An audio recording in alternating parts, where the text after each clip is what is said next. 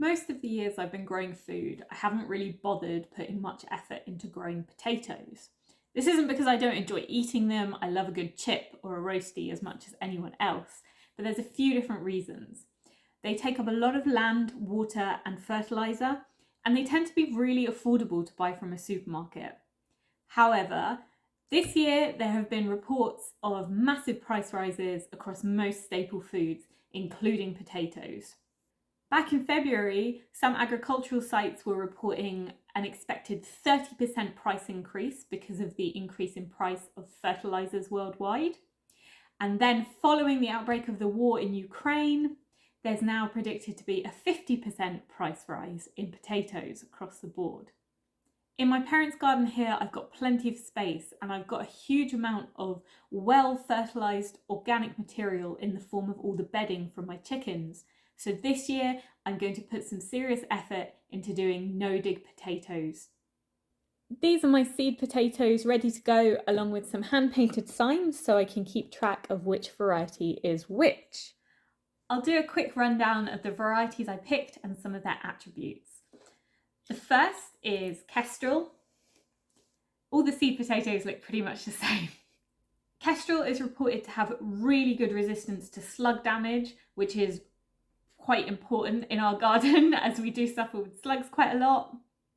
They're also apparently a very easy variety to grow, not fussy about soil type, and they tend to grow to a good size even with generally poor inputs. So I'm really looking forward to seeing how much we can get out of these. Second up is Sharps Express. This is a heritage variety from 1901. Unfortunately, this does mean they have a low disease resistance. Last year I had a bad outbreak of blight in my garden, so if that happens this year, this variety's not going to do very well. But apparently they are very good for making mashed potatoes, as they do fall apart easily once they've been boiled. And then finally, I've got Red Duke of York. These little guys, when they're not muddy, have a beautiful red skin that's apparently very easy to peel. Excellent flavoured tubers. They should be ready to be harvested from as early as July, so these might be our first potatoes out of the ground this year. Let's go see the site I've chosen and I'll talk a bit more about what I'm going to use to make the space. This area here is where I'm going to be doing my potatoes. You can see on the left a patch here where I've already had cardboard down over the winter. I'm going to expand to the right a bit more and hack back lots of these weeds. I do have other areas there which are more prepped, but I need to save area for other things that I want to grow, like my sweet corn and my pumpkins. So we'll go here and expand to the right. First task, bashing down all these weeds so I can lay that cardboard on top. Unfortunately, that does mean I am going to murder a few bluebells, but we've got all of these up here, so they won't be missed too badly.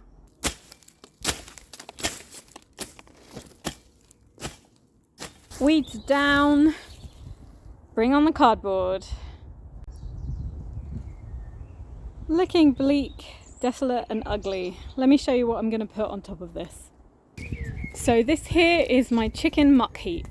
My chickens have been using a lot more bedding than usual over the past sort of 6 to 8 months because we've been having bird flu outbreaks in the UK. So I've had to keep them locked inside rather than letting them roam on the pasture. This stuff is packed with nitrogen and phosphorus from their droppings, and there's also lots and lots of lovely carbon from the straw. It's a really beautiful dark colour and there's loads of worms in it, so this is going to do great feeding my potatoes.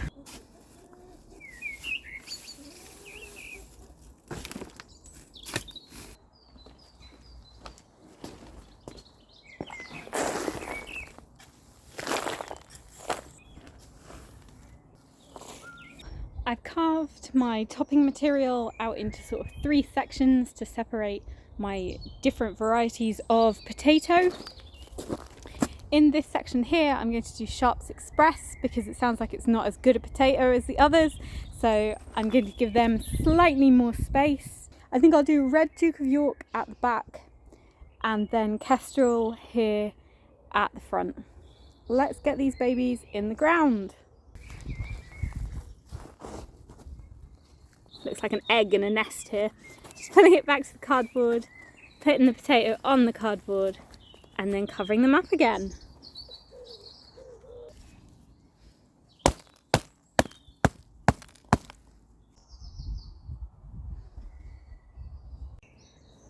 So that's my method for easy no-dig potatoes.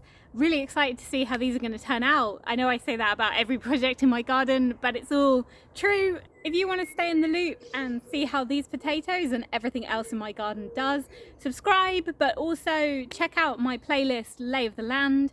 It's my monthly gardening vlog where I do a tour of my garden and show how everything's changed month to month. It's been a pleasure to have you on my channel, and I'll see you next time. Bye bye!